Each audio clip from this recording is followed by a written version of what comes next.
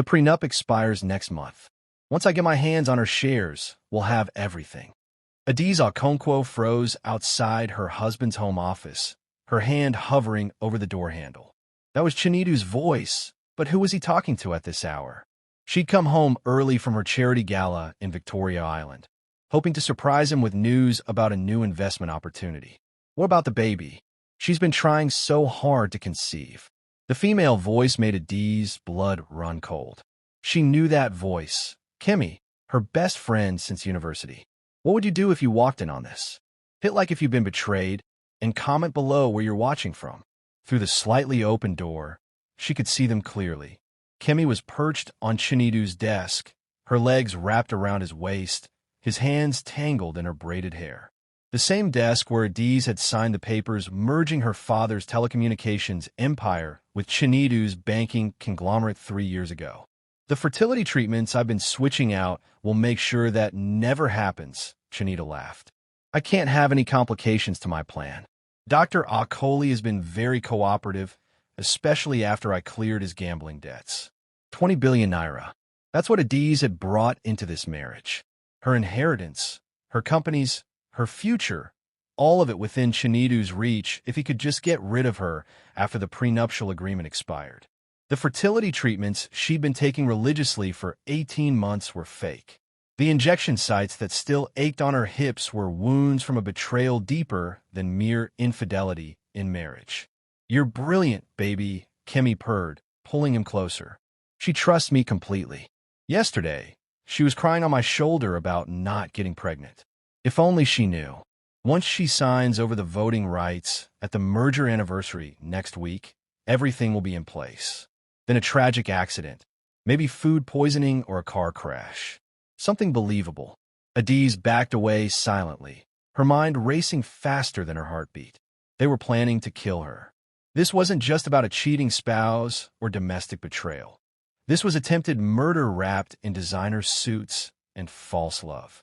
She made it to her car and drove straight to her cousin Namdi's apartment in Ikoyi. The tech genius who'd helped build her father's empire was the only person she could trust. His apartment, filled with computer screens and surveillance equipment, felt safer than her own mansion. They want me dead. Namdi, she said, collapsing onto his couch. Chinedu and Kemi have been planning this for who knows how long. Namdi's fingers flew across his keyboard. I warned you about him, Adaeze. Let me check something. Within minutes, he pulled up Chinedu's financial records. Look at this. He's been transferring money to offshore accounts for 2 years. Small amounts, but it adds up to millions. My money, your money, and these payments to Dr. Akoli coincide with when you started fertility treatments. He turned to face her. We need to call the police. No. Adaeze stood up, pacing the room. If I expose them now, Chinedu will claim it's a misunderstanding. He's too well connected. I need something more dramatic, something that will destroy them completely. What are you thinking? She stopped at the window, looking out at the Lagos lagoon where boats bobbed in the growing evening darkness. What if I give them what they want? What if Adaeze Okonkwo dies? You want to fake your death? I want to fake my death to expose my husband's betrayal. Every detail of it. Let them think they've won, then rise from the grave to destroy them. Namdi leaned back in his chair, a slow smile spreading across his face. That's the Adaeze I remember from childhood. Your father will be proud. How do we do this? First, I need you to hack into their communications. Everything between Chinedu and Kemi. Every text, every call, every email about their plan. Already started that when you walked in. What else? Set up hidden cameras in my house. I want everything recorded. Their reactions when I die, their celebration, their mistakes. And the death itself? Adaeze picked up a news article about recent drownings during boat parties. There's a charity cruise next week on the lagoon. Hundreds of wealthy Nigerians will be there. What if the grieving wife, upon discovering her husband's affair, throws herself overboard? The body will never be found. The currents are strong, and I'll have help disappearing. I need you to arrange a boat to pick me up and safe passage to Ghana. I have contacts in Accra who can hide me. This is dangerous, Adaeze. If they catch on, they won't. They're too arrogant, too convinced of their own brilliance. She pulled out her phone. I'm going home to play the loving wife one more time. Start preparing everything. The drive back to her mansion in Banana Island felt like a journey to her own execution. Every street light seemed dimmer, every shadow deeper. But as she parked her white Bentley and walked through her front door, Adaeze transformed back into the naive wife they expected. "Darling, you're home." Chinedu appeared from the living room, champagne in hand. "I was worried when you left the gala early." "I wasn't feeling well," she said, accepting his kiss on her cheek, the lips that had just been on Kemi's. "Where were you? I looked for you before I left." "Business call. You know how it is." He handed her a glass. "But let's celebrate. The Henderson deal went through. Another billion added to our empire." "Our empire." The words made her want to scream. Instead, she raised her glass. "To success." As they drank, Kemi emerged from the bathroom down the hall, adjusting her dress. "Adaeze, I didn't know you were home. I just stopped by to borrow that book you mentioned." The performance was laughable now that Adaeze knew the truth. Kemi's lipstick was smudged, her braids disheveled. How many times had she been in this house, in Adaeze's bed, while Adaeze was at work building the fortune they planned to steal? Of course. Which book was it again? "The one about second chances," Kemi said with a straight face. Adaeze smiled, the expression sharp as a blade. "Ah, yes. Though I've been thinking, sometimes there are no second chances. Sometimes dead is better." The silence that followed was deafening. Chinedu's hand tightened on his glass. Kemi's eyes widened slightly. "What a morbid thought, my love," Chinedu finally said. "Is it? I've just been thinking about Daddy a lot lately. How he died so suddenly. One day he was here, the next gone. It makes you realize how fragile life is." She walked to the window, looking out at the lagoon. All that water, it could swallow someone whole, and they'd never be found. When she turned back, her husband and best friend were exchanging glances. Let them wonder. Let them worry. In 7 days, they would have their wish, and their nightmare would begin. The next morning brought unusual energy to the Okonkwo mansion. Adaeze woke to find Chinedu already dressed, standing by the window with his phone pressed to his ear. His hushed tones meant only one thing. He was talking to Kemi. "No, she doesn't suspect anything," he said quietly. "The way she talked last night was strange, but she's been emotional lately. The fertility issues are taking a toll." Adaeze remained still, keeping her breathing even. Through slitted eyes, she watched her husband pace back and forth, his free hand gesturing animatedly. "The cruise is perfect timing." "Yes, I'll make sure she's there."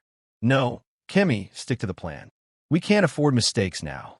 After he left for his office, Adaeze sprang into action. She called in sick to her own company, claiming a migraine. Then she drove to an ATM in Surulere, a part of Lagos where she wouldn't be recognized, and withdrew the maximum daily limit in cash. She would need untraceable money for what came next. Her next stop was a small electronic shop in Computer Village, Ikeja. The owner, Taiwo, was one of Namdi's contacts. "You need something special?"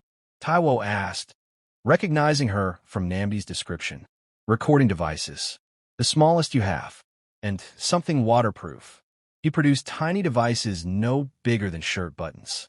"These can record for 72 hours continuously. Upload directly to cloud storage. The waterproof one can survive depths up to 100 meters." She paid cash and left quickly.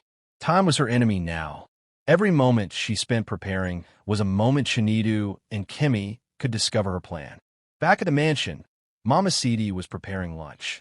The elderly housekeeper had worked for Adaeze's family for 30 years, practically raising her after her mother died. "Mama Sidi," Adaeze said carefully, "if something were to happen to me, would you look after things here?" The older woman's face creased with worry. "Madam, why do you speak of such things? Just promise me.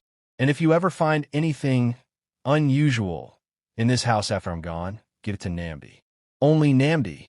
Mama Sidi grasped her hands. "Nothing will happen to you, child. Not while I breathe. If only protection were that simple." Adaeze hugged the woman who'd been more mother than servant, memorizing the feeling. This might be their last embrace. That afternoon, she visited her lawyer, Barrister Ademola, at his chambers in Lagos Island. The elderly man had handled her father's estate and watched her grow from a precocious child to a business mogul. "I need to update my will," she announced. His bushy eyebrows rose. "Is everything all right, my dear?" "Perfect, but I've been thinking about legacy lately. If something happened to me, I want to ensure my father's company remains protected." She spent 2 hours crafting a new will that would come into effect upon her death. Everything would go into a trust, with Nnamdi as the sole trustee. Chinedu would receive nothing directly, only a monthly allowance that required him to remain unmarried and undergo monthly drug tests. It was petty, but she wanted him to suffer even if her plan failed. "This is quite restrictive," Barrister Ademola noted. "It's quite generous considering." "Considering what?" She stood to leave. "Considering what marriage has taught me about trust." That evening, Chinedu came home with flowers. White roses, her least favorite. He'd never bothered to learn she preferred sunflowers. "For my beautiful wife," he said, kissing her cheek. "I thought we could have dinner at Sky Restaurant tonight. Just the two of us." The rooftop restaurant was where he'd proposed 4 years ago. Was this guilt or another manipulation? "How romantic," she replied, accepting the flowers. Their thorns pricked her fingers, drawing tiny drops of blood.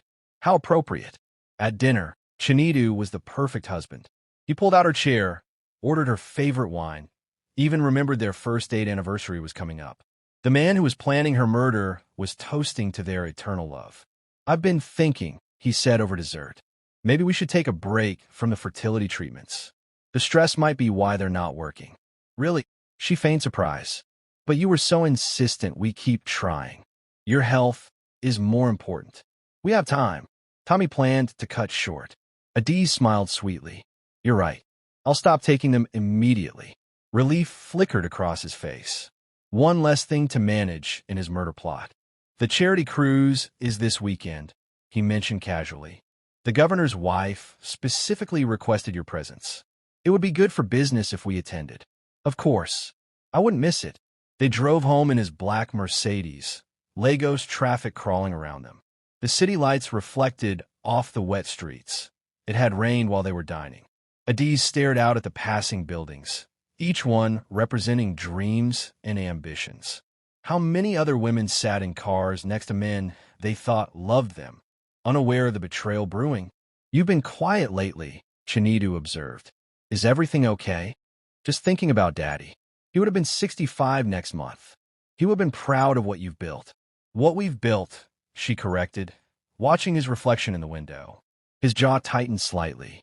At home, she found Kemi waiting in their living room, sprawled on the couch like she owned the place. Which, in her mind, she soon would. "Hope you don't mind," Kemi said. "I used my key. Wanted to return this." She held up a book Adaeze had never lent her. How thoughtful. Adaeze sat across from her, noting how Kemi's eyes kept drifting to Chinedu. "Will you be at the cruise?" "Wouldn't miss it. I heard the president's son will be there. Maybe I'll finally find my own billionaire husband." She laughed, the sound hollow. "Maybe you already have," Adaeze said quietly. The room went silent. Kemi's smile faltered. Chinedu coughed. "What do you mean?" Kemi asked. "Just that you spend so much time here, you're practically family. Any man would be lucky to have you." She stood. "In fact, why don't you stay in the guest room tonight? It's late, and the roads are dangerous." The offer clearly unsettled them. Kemi glanced at Chinedu, who nodded slightly. "That's kind of you. What are friends for?" Adaeze headed upstairs. "Make yourself at home. You always do." In her bedroom, she activated one of the recording devices, placing it inside a decorative vase. Then she sent a coded message to Nnamdi. "Pieces in position." Friday arrived with an unusual coolness in Lagos, the humidity breaking under cloudy skies. Adaeze stood before her mirror, applying waterproof makeup with steady hands. Today was the day she would die. The charity cruise was set for evening, but preparations began early. She'd hidden waterproof recording devices throughout her outfit, one in her necklace, another sewn into the hem of her dress. The micro GPS tracker Nnamdi had given her was tucked in her bra. Even underwater, it would transmit her location for 30 minutes. "You look beautiful," Chinedu said from the doorway. He'd been unusually attentive all morning, bringing her breakfast in bed, complimenting her constantly. The guilt of a man about to commit murder, perhaps. Thank you, darling. You should wear your navy suit tonight. It brings out your eyes. He smiled, crossing the room to embrace her from behind.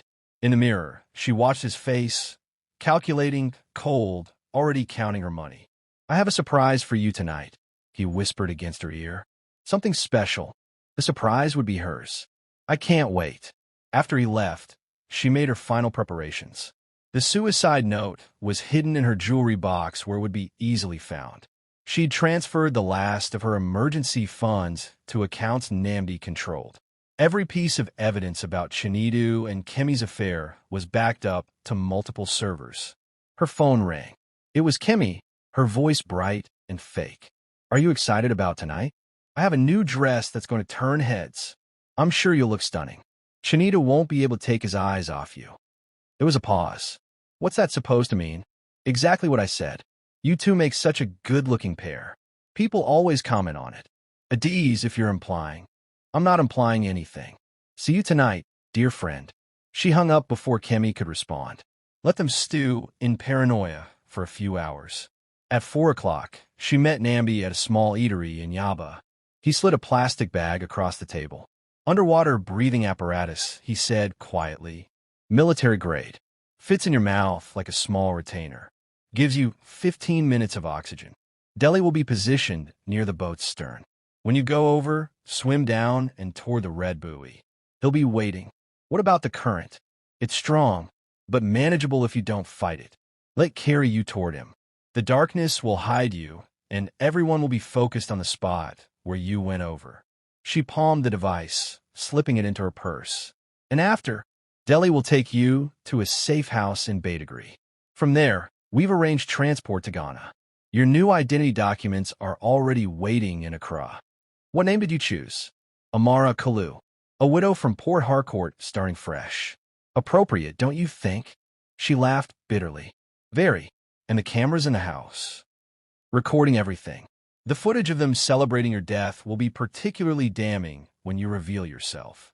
They parted with a brief hug. Nnamdi held on longer than usual. You don't have to do this, he said. We can still go to the authorities. With what? Hearsay? Chinedu owns half the police commissioners in Lagos. No, this is the only way to get justice. At home, she found Chinedu and Kemi in the living room, sharing champagne. They jumped apart when she entered. Starting the celebration early? She asked. Just a toast of friendship, Chinedu said smoothly. Want to join us? Save it for the boat. I need to get ready. In her bedroom, she chose her outfit carefully. A flowing white dress, symbolic, she thought. White for death, white for rebirth. The jewelry was all gifts from Chinedu, each piece a lie she would leave behind. The breathing device fit perfectly behind her molars, invisible unless someone looked closely. She practiced activating it several times, ensuring muscle memory would take over when adrenaline flooded her system. At 6:30, their driver announced the car was ready. Chinedu helped her into the Rolls-Royce, his hand lingering on her back. You seem tense, he observed. Just thinking about all those people. You know I prefer intimate gatherings. After tonight, we can take a vacation. Just the two of us. Maybe Mauritius. She wouldn't be going to Mauritius. She wouldn't be going anywhere with him ever again. The charity cruise departed from the Federal Palace Hotel pier. The yacht was massive, able to hold 300 guests comfortably. Lagos's elite mingled on the deck, champagne flowing freely. The perfect witnesses for a tragedy. Adaeze, the governor's wife, embraced her warmly. You look radiant. And Chinedu, handsome as always. They made rounds, greeting ministers, business tycoons, and social elites. Adaeze played her part perfectly. The devoted wife, the successful businesswoman, the woman who had everything to live for. Kemi appeared in a red dress that left little to imagination.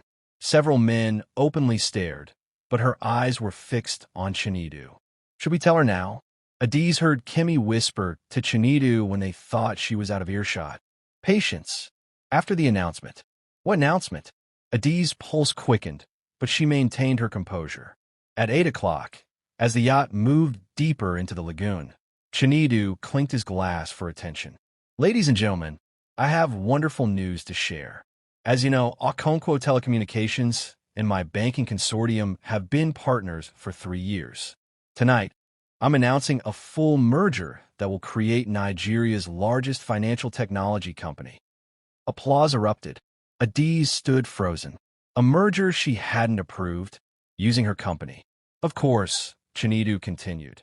This wouldn't be possible without my beautiful wife, who has agreed to sign over her controlling shares to ensure this merger success. All eyes turned to her. The papers, he must have forged them. Or perhaps he planned to claim she'd signed them before her suicide. She raised her glass, her smile never wavering. To new beginnings, she said. The crowd cheered. This was it, the perfect moment. If you'll excuse me, she said to the nearest group. I need some air. She walked to the yacht's stern, where fewer people congregated. The Lagos skyline glittered in the distance. Below, dark water churned in the boat's wake. She could see the red buoy Namdi had mentioned bobbing 50 meters away. Footsteps behind her, Chinedu and Kemi, approaching with concern on their faces. False concern. Darling, are you all right? Chinedu asked. I know, she said simply. Know what? Kemi's voice pitched higher. Everything. The affair. The fake fertility treatments. Your plan to kill me. She turned to face them. Did you really think I was that stupid? Chinedu's face went pale. Adaeze, you're confused. No, I'm clear. Clearer than I've ever been. She climbed onto the railing, her white dress billowing in the wind. You want me dead? Your wish is granted. Adaeze, don't. Kemi reached out, genuine panic in her eyes. Not for Adaeze's life, but for their plan unraveling. Goodbye, my loves. Enjoy what you've earned. She let herself fall backward, seeing their shocked faces disappear as she plummeted toward the dark water. The impact was jarring, cold flooding every sense. She sank quickly, the weight of her dress pulling her down. Underwater, she activated the breathing device, oxygen flooding her lungs. Above, she could hear muffled screams, sea lights sweeping the water's surface. They were looking in the wrong place. She was already swimming toward the red buoy, toward Delhi, toward her resurrection. Behind her, Adaeze Okonkwo was drowning. Ahead, Amara Kalu was about to be born. And in a few weeks, when they thought themselves safe, she would return to destroy everything they'd built on her supposed grave. What would you do if you saw your killer's faces as you fell? Comment below if you think Adaeze made the right choice. Don't forget to like and subscribe for more. 3 weeks had passed since Adaeze Okonkwo drowned in the Lagos Lagoon. In a modest apartment in Accra, Ghana, Amara Kalu watched her own funeral on a laptop screen, courtesy of hidden cameras Namdi had maintained in the mansion. The ceremony was elaborate, held at the Cathedral Church of Christ in Marina. Chinedu had spared no expense. White roses everywhere, a golden casket that supposedly held her water-damaged body, actually empty since no corpse was found, and enough tears to fill the lagoon where she died. My beloved wife was troubled. Chinedu told the mourners, his voice breaking perfectly on cue. The pressure of being unable to conceive, the stress of running her father's empire. I blame myself for not seeing the signs. Kemi sat in the front row, draped in black, dabbing at her eyes with a handkerchief. The grieving best friend, devastated by loss. The performance was Oscar-worthy. Look at this part, Namdi said, sitting beside her in the Accra safe house. He fast-forwarded to that evening, after the guests had left. The hidden camera in their bedroom captured everything. Chinedu popped champagne while Kemi danced around in Adaeze's jewelry. 20 billion naira. Kemi squealed. It's all ours. Not yet. Chinedu corrected. The will reading is tomorrow. Then we wait a respectable 3 months before going public with our relationship. 3 months? I've waited 3 years. Patience, my love. We can't have people getting suspicious. The suicide note helped, but some of her family members are asking questions. The suicide note. Adaeze smiled grimly. She'd written a second one, hidden in a place they'd never find, detailing everything about their betrayal. Namdi would release it at the perfect moment. How's the merger going? Kemi asked on the video, trying on Adaeze's wedding ring. Smooth. I've already replaced half the board with my people. By next month, Okonkwo Telecommunications will cease to exist. It'll all be under my banking umbrella. Adaeze closed the laptop. She'd seen enough. Her father's company, built from nothing, being dismantled by a man she'd trusted with her life. "When do we strike?" she asked Nambi. "Soon. But first, look at this." He pulled up financial records on his tablet. Chinedu's been sloppy. He's already transferring large sums from your corporate accounts to offshore holdings. The paper trail is obvious.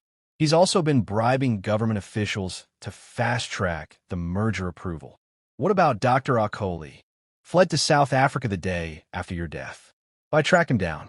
He's willing to testify about the fake fertility treatments for immunity from prosecution. She stood, pacing the small apartment.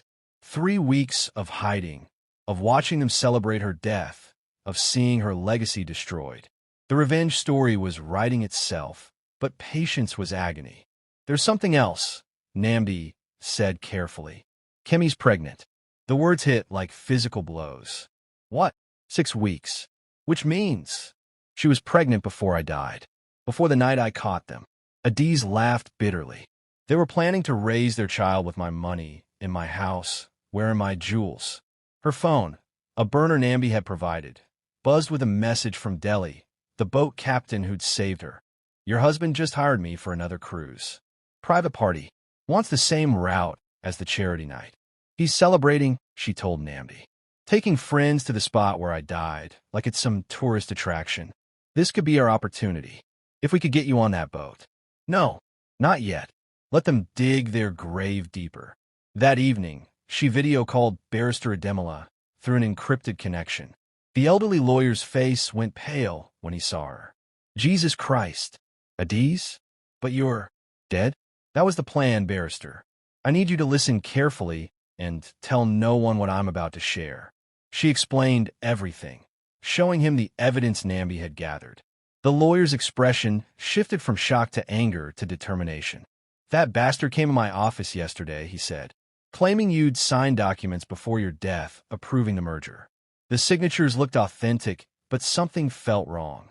He's forging my signature expertly, but forgery is still forgery.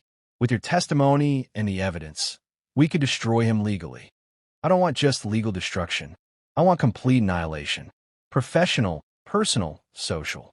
When I'm done, Chinedu and Kemi should wish I'd actually died. What do you need from me?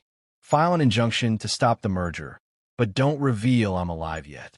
Claim irregularities in the documentation. Stall them. I can do that.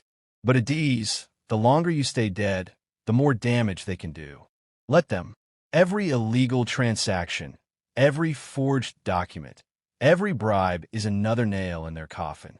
After the call, she couldn't sleep. The Accra heat was different from Lagos, drier but still oppressive.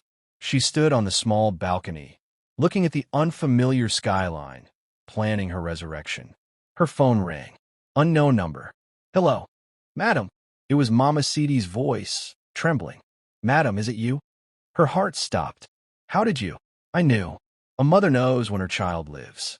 Mr. Nambi gave me this number. Madam, you must know, they have brought that woman into your bed. She wears your clothes, uses your things. It is an abomination." "I know, Mama. I'm sorry I couldn't tell you. When are you coming home?" "Soon. But Mama, you must pretend you don't know." "Can you do that?" "I've been pretending not to see their wickedness for 3 years. I can pretend a little longer." The next morning, Nambi arrived with troubling news. "Chinedu's accelerating everything. He's planning to liquidate several of your properties, claiming debt settlement. The houses in Abuja and Port Harcourt are already on the market. Those were my mother's properties. And there's worse. He's been in contact with Chinese investors about selling the telecom infrastructure. Your father's towers, the fiber optic network. Everything could be gone within weeks." She slammed her fist on the table. "We move now." "Ow! The cruise he's planning. When is it?" "Tomorrow night.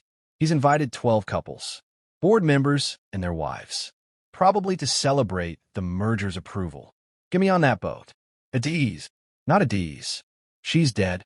Remember?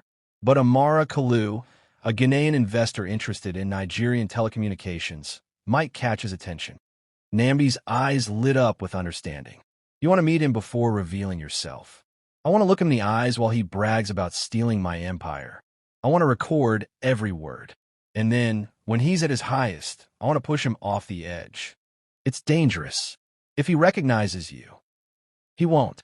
Chinedu never really looked at me, not truly. He saw my money, my connections, my father's legacy. But me? I was just a vehicle to wealth. She opened her laptop, pulling up photos from their wedding. Look at his eyes in every picture. He's looking past me, already counting his future fortune. And Kemi, she'll be there. The mistress playing the grieving friend. This time, when someone goes overboard, it won't be me. They spent the rest of the day preparing. Nnamdi created a complete identity for Amara Kalu, LinkedIn profile, company registration in Ghana, even fake news articles about her investments. Meanwhile, Adaeze transformed herself. Hair extensions, different makeup style, colored contacts that turned her brown eyes green. When she looked in the mirror, a stranger stared back. Perfect, Nnamdi said. Your own mother wouldn't recognize you. That night, she practiced her new accent, a mix of Ghanaian and British inflections. Amara Kalu was educated abroad, confident, and very interested in buying Nigerian telecom assets. Everything Chinedu would want to hear. Tomorrow night, she told her reflection, the dead will walk again. Her phone buzzed with a video from the hidden cameras. Chinedu and Kemi were in a mansion's pool, the same pool where Adaeze had done laps every morning for years. Kemi wore one of Adaeze's swimsuits, her small pregnancy bump visible. To our future, Chinedu toasted. And to Adaeze, Kemi added with a laugh. May she rest in peace. They clinked glasses while floating in water that sparkled under the moon. The same moon that had witnessed Adaeze fall into the lagoon. Tomorrow, under that same moon, their world would come crashing down. The infidelity in marriage, the emotional manipulation, the attempted murder, every crime would be exposed. The public disgrace would be spectacular. But first, she wanted to hear them confess, to record their arrogance and cruelty. She sent a message to Delhi. Amara Kalu will be at the pier tomorrow. Nigerian telecommunications investor from Ghana. Make sure Chinedu knows. His reply was swift. Understood. He'll be very interested. One more night. One more night of being dead before she rose to destroy those who'd killed her. The Lagos sunset painted the sky blood orange as Amara Kalu stepped onto the luxury yacht at Federal Palace Pier. She wore a tailored emerald pantsuit, her transformed appearance drawing appreciative glances from the assembled guests. The green contact lenses, the hair extensions, the slight accent. Everything worked perfectly to mask Adaeze beneath. Ms. Kalu, Delhi, playing his role as captain, greeted her loudly enough for others to hear. Mr. Okonkwo is eager to meet you. The Ghanaian investor interested in telecom infrastructure. She saw Chinedu's head turn at the mention of telecommunications. He excused himself from a conversation and approached, his practiced smile gleaming.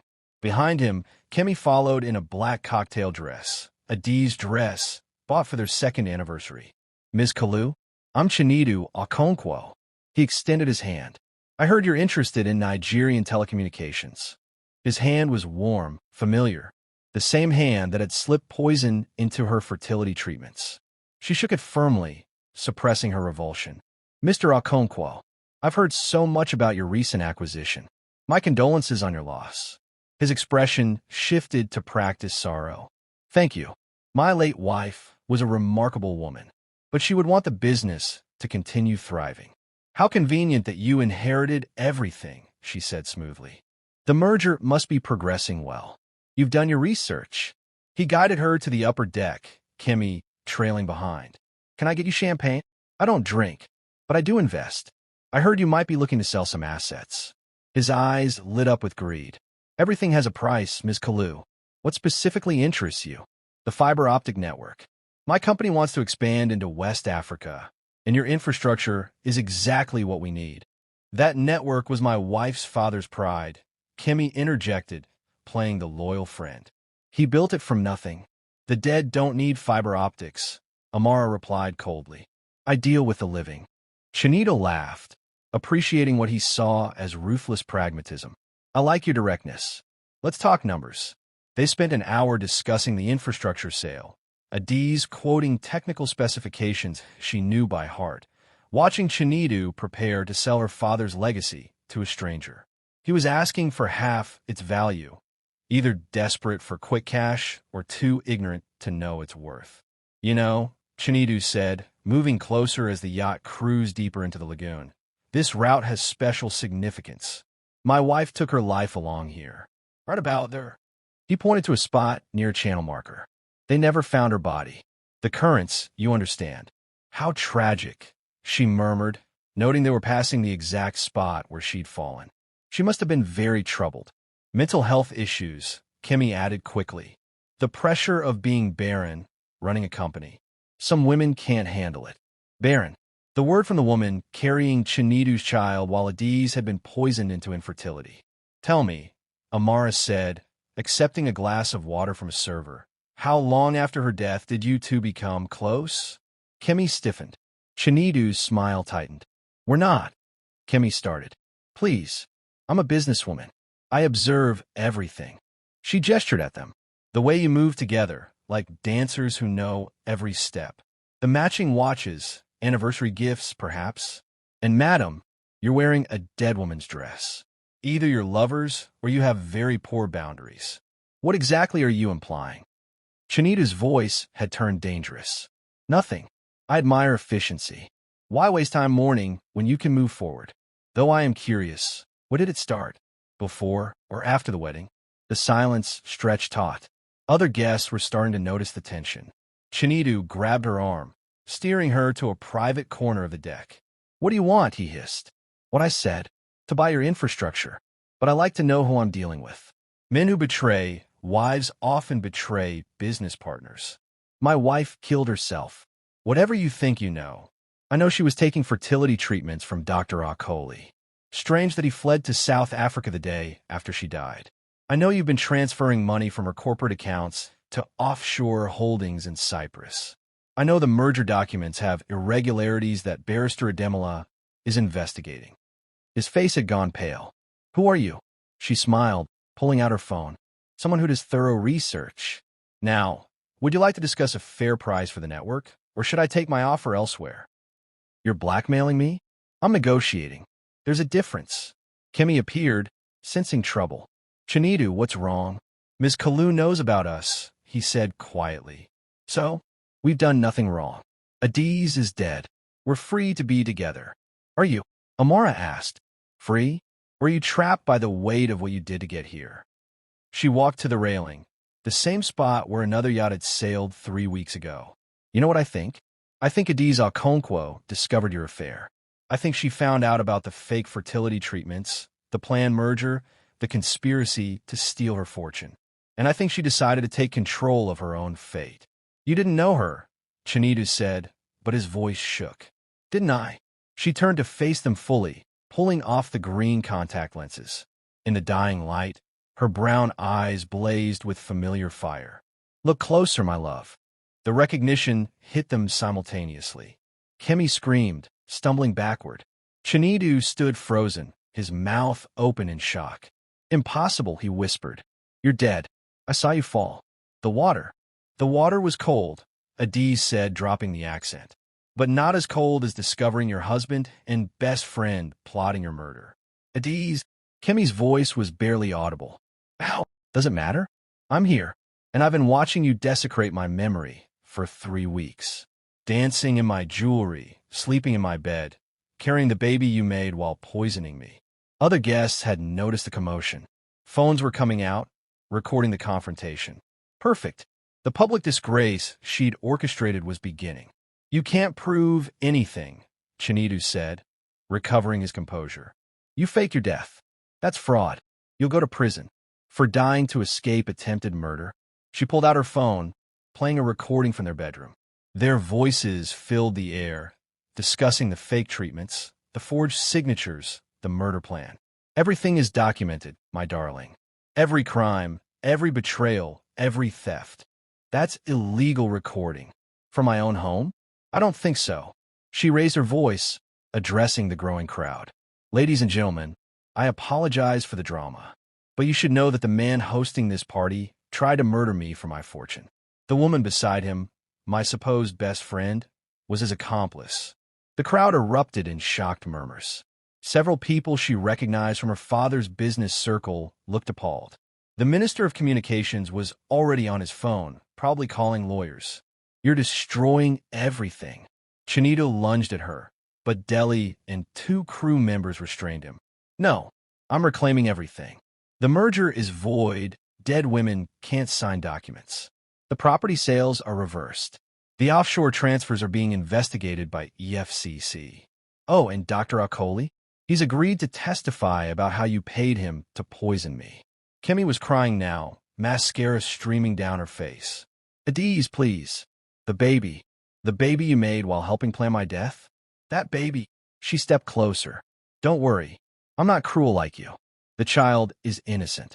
But you'll birth it in prison." Sirens echoed across the water. Not police. Adaeze had made sure to avoid them. Instead, it was maritime security and press boats. Nambi had leaked the story. Dead billionaire bride returns to expose husband's betrayal. "You've destroyed us," Chinedu said, his perfect composure finally cracking. "No, you destroyed yourselves the moment you decided my life was worth less than my money." She walked past them to address the captain.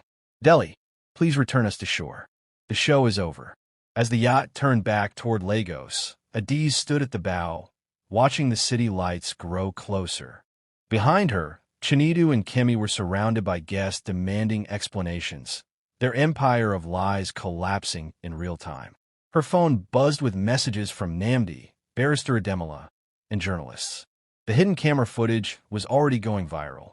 By morning, everyone in Nigeria would know the truth about the billionaire bride who faked her death to expose her husband's betrayal.